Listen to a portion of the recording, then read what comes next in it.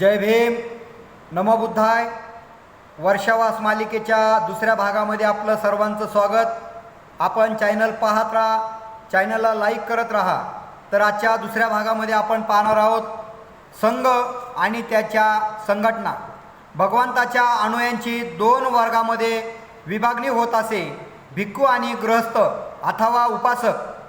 त्यांना बौद्ध उपासक असे म्हणतात. संघ ही भिक्खूची संघटना होती, उपासकाची संघटना ही नव्हती. बौद्ध भिक्खू हा प्रथम परिवर्जक असे आणि परिवर्जक ही संस्था बौद्ध भिक्खूच्या संस्थेहूनसुद्धा ती जुनी आहे. प्राचीन परिवर्जक म्हणजे कौटुंबिक जीवनाचा त्याग करून इस्तस्वत परिवहन करणारे लोक. आचार्य आणि दार्शनिक यांच्या सहचार्यात यावे, त्यांची प्रवचने ऐकावी आणि नीतिशास्त्र, तत्त्वज्ञान, सृष्टी, गूढवाद इत्यादी विषयांवर त्यांच्याशी चर्चा करावी व जेणेकरून सत्यज्ञान मिळावे, ह्या त्यांच्या परिभ्रमणाचा हेतू असे. काही प्राचीन तऱ्हेने परिवर्जक असेही होते की जो दुसऱ्याचा गुरु मिळूपर्यंत एका गुरुपाशी ते राहत असे. तर काही असेही होते की जे कुणालाही गुरु न मानता ते एकटेच राहत असत. या प्राचीन परिवर्जकांच्या वर्गामध्ये स्त्रियासुद्धा परिवर्जक असत. त्या कधी पुरुष परिवर्जकाबरोबर राहत असत, तर कधी त्या स्वतंत्रपणे म्हणजे एकट्याच राहत असत. या प्राचीन परिवर्जकाचा एक संघ नसे, वर्तनाचे नियम नसत. ज्या ध्येयासाठी ते झटायचे असे ध्येयही बहुधा त्यांच्यासमोर नसायचे. भगवंतांनी सर्वप्रथम आपल्या अनुयायांचा एक मोठा संघ अथवा भातृभावाने एकत्र राहणारा समुदाय बनवला आणि त्यांच्या वर्तणुकीचे नियम आणि ज्या ध्येयाला साधनेद्वारे प्राप्त करून घ्यायचे आहे ते ध्येय त्यांच्यापुढे ठेवले. संघ प्रवेश. संघामध्ये कोणालाही प्रवेश मिळेल. त्या संघामध्ये कुठल्याही प्रकारचे जातीचे बंधन नसे. त्यामध्ये पुरुषाप्रमाणे स्त्रियांनासुद्धा बंदी नव्हती, परंतु त्या स्त्रिया किंवा भिक्खुनी त्यांचा एक संघ हा वेगळा राहत असे. संघ प्रवेशाला सामाजिक प्रतिष्ठेची आवश्यकता नसते. म्हणजेच कोणालासुद्धा कोणत्याही समाजाला प्रतिष्ठेचं स्थान आहे म्हणून त्याला संघामध्ये प्रवेश मिळणार असा नियम नव्हता. अनुवाद. संघात जातीला कुठल्याही प्रकारचे स्थानच नव्हते. संघात सामाजिक प्रतिष्ठेप्रमाणे उच्च नीच असा भेद पाळला जात नसे. संघात हे सर्व काही समान मानले जात असे. संघामध्ये माणसाचे महत्त्व त्याच्या अंगाच्या गुणावर ठरवले जात असे, कुळावर नसे. भगवान गौतम बुद्ध असत संघ हा एका महासागरासारखा असून भिक्खू म्हणजे महासागराला येऊन मिळणाऱ्या नद्या होय. नद्यांना हे स्वातंत्र्य नाव अस्तित्वे असतात, परंतु नदी एका महासागराला ज्यावेळेस मिळाली जाते म्हणजे तिचे नाव आणि तिचे अस्तित्व लोप पावले जाते. ती इतरांबरोबर मिळून एकरूप होते. संघाची ही स्थिती तशीच आहे.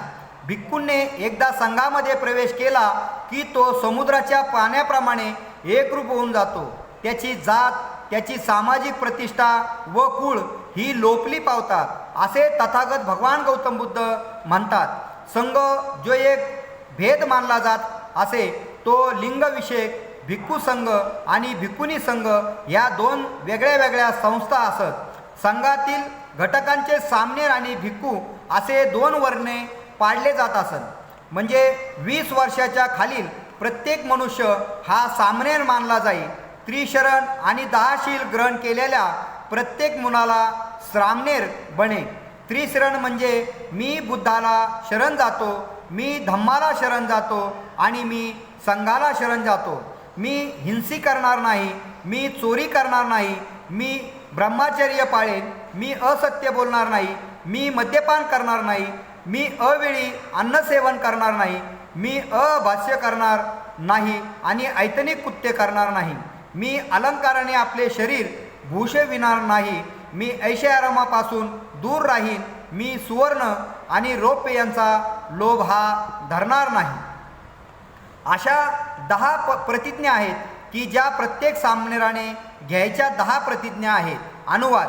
सामनेराला कोणताही काळी संघ सोडून हा उपासक पुन्हा बनता येत असे. सामनेर हा भिक्खूच्या स्वाधीन राहून भिक्खूच्या सेवेत आपला काळ व्यतीत करीत असे. त्याने परिवर्जा घेतलेली नसे. भिक्खू व्हायला 2 अवस्थातून त्याला जावे लागे. पहिली म्हणजे परिवर्जा आणि दुसरी म्हणजे त्याला उपसंपदा. उपसंपदा घेतल्यावरच तो भिक्खूचा दर्जा प्राप्त करीत असे. ज्या सामनेरला भिक्खू होण्यासाठी परिवर्जा घेण्याची इच्छा असेल त्याला ज्या भिक्खूला उपदाय पदाचा अधिकार आहे त्यांच्याकडेच जावे लागे. भिक्खू म्हणून 10 वर्षे घालवल्याशिवाय भिक्खूला उपादाय पद प्राप्त होत नसे.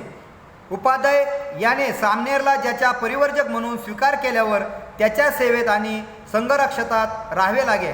या शिक्षणाचा काळ संपल्यानंतरनं उपसंपदेसाठी खास बोलवलेला संघ म्हणजे सभेत उपाध्यायाला सामनेरावर उपसंपदेचा अनुग्रह करावा अशी संघाला विनंती करावी लागे.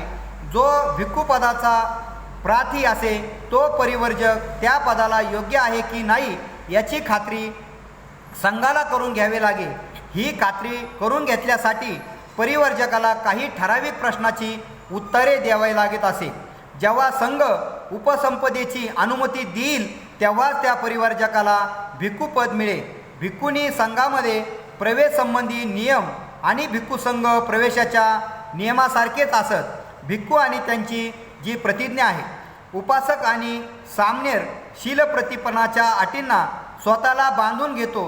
एक भिक्खू शील ग्रहण करतो ते व्रत म्हणून शीलव्रताचे उल्लंघन करणार नाही अशी त्याला प्रतिज्ञा करावी लागते. उल्लंघन झाल्यास तो शिक्षेस पात्र ठरतो. भिक्खू ब्रह्मचर्याची प्रतिज्ञा करतो. भिक्खू चोरी न करण्याची प्रतिज्ञा करतो. भिक्खू वृथा किंवा उल्लंघना न करण्याची व खोटे न बोलण्याची प्रतिज्ञा करतो. भिक्खू जीव हत्या न करण्याची प्रतिज्ञा करतो. नियम ज्याची अनुज्ञा देत नाही त्या वस्तू जवळ न बाळगण्याची भिक्खू प्रतिज्ञा करतो. भिक्खूला खालील फक्त 8 वस्तू जवळ बाळगता येतात. त्या म्हणजे शरीर आच्छादनासाठी 3 चिवरे म्हणजे कंबरेसाठी गुंडाळण्याचे अंतर्वस्त्र, अंगावर घालायचे उत्तरांग संघ आणि थंडी वाऱ्यापासून रक्षण करण्यासाठी संघगाठी हे वस्त्र, कमरपट्टा कपड्याचा, भिक्षापात्र, वस्तारा, सुई आणि धागा, पाणी गाळण्याचा कपडा. भिक्खू निर्धन राहण्याची प्रतिज्ञा करतो. अन्नासाठी त्याने भिक्षा मागितलीच पाहिजे. भिक्षावरच त्यांनी आपली उपजीविका केली पाहिजे. दिवसातून भिक्खूने एकाच वेळी त्याचे भोजन घेतले पाहिजे. ज्या ठिकाणी संघासाठी विहार बांधलेले नसेल त्या ठिकाणी त्याने झाडाखालीच राहिले पाहिजे. भिक्खू आज्ञापालनाची प्रतिज्ञा करत नाही. आपल्याहून श्रेष्ठ मान राखणे, औपचारिक नम्रता दाखवणे या गोष्टी सामनेरांकडून अपेक्षित असतात. भिक्खूची मुक्ती आणि गुरु म्हणून त्याची उपयुक्तता ही त्याच्या साधनेवर आणि गुणावरही अवलंबून असते. त्याने वरिष्ठाऐवजी धम्माची आज्ञा पाळण्याची असते. त्याच्या वरिष्ठाजवळ प्रज्ञादानाचे अथवा मोक्षदानाचे किंवा दैवी सामर्थ्य असते असे तो मानत नाही.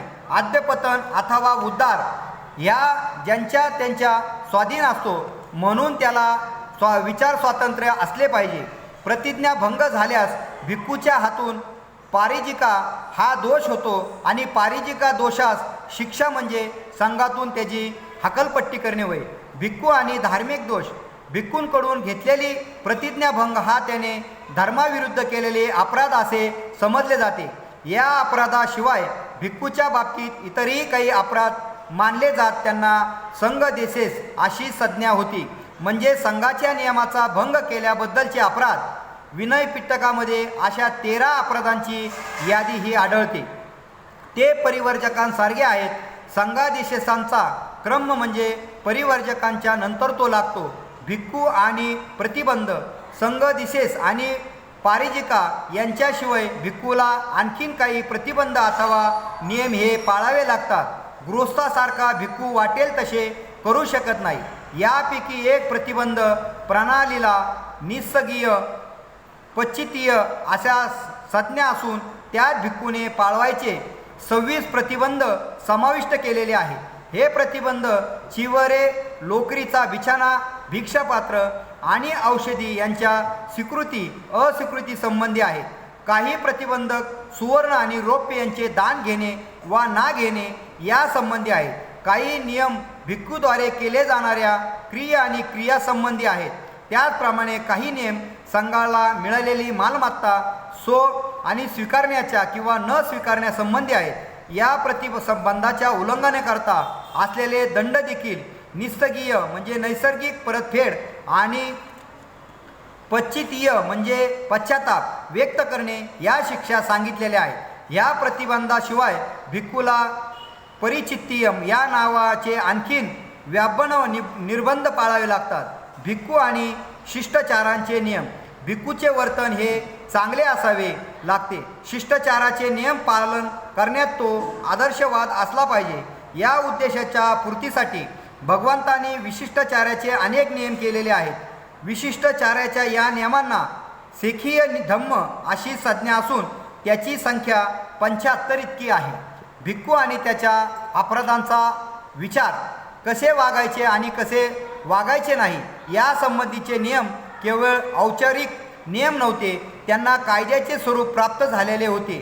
त्यानुसार आरोप ठेवणे न्यायपक्षीला आणि शिक्षा यांच्या अंतर्भाव होईपर्यंत संघ त्यावर विचार करीत असे.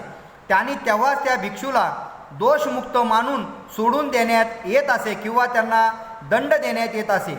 योग्य रीतीने नियोजलेल्या न्यायमंडळाशिवाय भिक्खूला शिक्षा करता येत नसे. हे न्यायमंडळ ज्या ठिकाणी भिक्खूच्या हातून अपराध घडला त्या ठिकाणी राहणाऱ्या भिक्खूंचे बनवलेले असे. न्यायमंडळीसाठी लागणारी भिक्खूंची आवश्यक संख्या उपस्थित असल्याशिवाय भिक्खूची न्यायपरीक्षा ही होत असे. आरोप निश्चित झाल्याशिवाय कोणत्याही न्यायपरीक्षेला कायदेशीर स्वरूप येत नसे. कोणत्याही न्यायपरीक्षा आरोपीच्या उपस्थितीत केल्याशिवाय त्याला ती कायदेशीर स्वरूप येत नसे. आरोपीला स्वतःच्या बचावासाठी पूर्णपणे संधी न दिल्यास कोणतेही न्यायपरीक्षा कायदेशीर ती मानली जात नसे. ज्याच्यावरील आरोप सिद्ध झाला आहे त्या भिक्खूला खालीलप्रमाणे शिक्षा देण्यात येते. तिर्जनियन म्हणजे कर्म म्हणजे ताकीद देऊन त्याला सोडून देण्यात येते. नियस कर्म म्हणजे वेडा म्हणून त्याला जाहीर करणे. प्रवचनीय कर्म म्हणजे संघातून त्याची हकलपट्टी करणे. उपशनीय कर्म म्हणजे त्याच्यावर बहिष्कार घालणे. पती सारणीय कर्म म्हणजे विहारातून त्याला बाहेर घालवणे.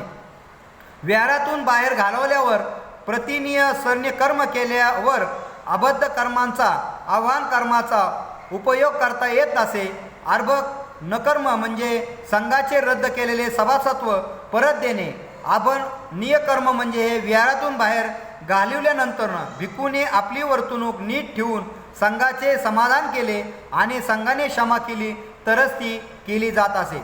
भिक्खू आणि त्यांचे अपराध स्वीकृती.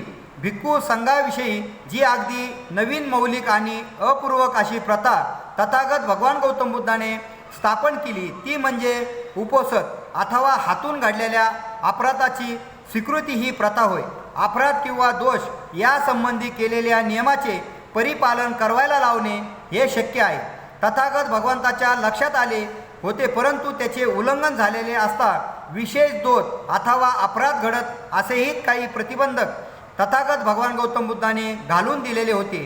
त्यांच्या मते प्रतिबंधाचा शील निर्माता आणि शील संवर्धन यांच्याशी अतिशय दाट संबंध असल्यामुळे त्याचेही परिपालन करणे अपराध संबंधीच्या नियमाच्या परिपालन इतकेच आवश्यक होते.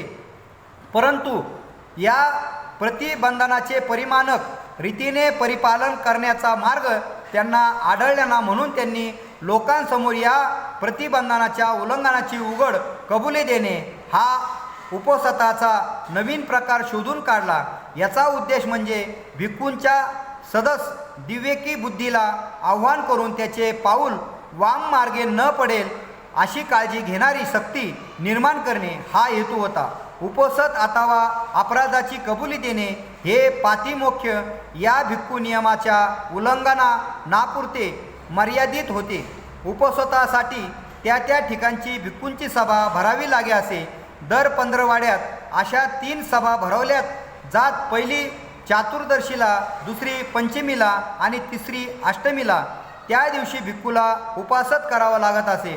म्हणूनच कबुली दिवसाला उपोषण म्हणतात. सभेत एक भिक्खू पातिमोक्षालयातील एक प्रतिबंध म्हणजे नियम म्हणून दाखवावी आणि उपस्थित भिक्खूंना उद्देशून तो म्हणे, तुम्ही स्तब्ध आहात, यावरून तुमच्यापैकी कुणी या प्रतिबंधाचे उल्लंघन केलेले नाही असे मी गृहीत धरतो. हे वाक्य त्रिवार उच्चवरून तो मग पुढल्या प्रतिबंधाकडे वळतो. अशा तऱ्हेचे उपसदाची सभा भिक्खुनी संघातही होई. प्रतिबंध उल्लंघनाची कबुली दिल्यास पुढे आरोप ठेवून न्यायपरीक्षा चाले. अपराध घडला असूनही एखादा भिक्खूने तो कबूल केला नाही तर त्याला तो अपराध करताना ज्या भिक्खूने पाहिले असेल त्या भिक्खूने त्या सभेत सांगायचा. असे तसे झाल्यावर मग अपराधी भिक्खूवर आरोप ठेवून त्याच्या न्यायपरीक्षेला सुरुवात होईल. अशा प्रकारचा आपला हा दुसरा भाग या ठिकाणी संपला. तर आपण उद्याच्या भागामध्ये आपण पाहणार आहोत भिक्खू आणि भिक्खुनीविषयी भगवान गौतम बुद्धाची कल्पना व भगवान गौतम बुद्धांची आदर्श भिक्खूंची कल्पना. तर आजचा भाग आपण इथे संपूया. आपण सर्वांनी सुरक्षित राहा, आपली परिवाराची काळजी घ्या.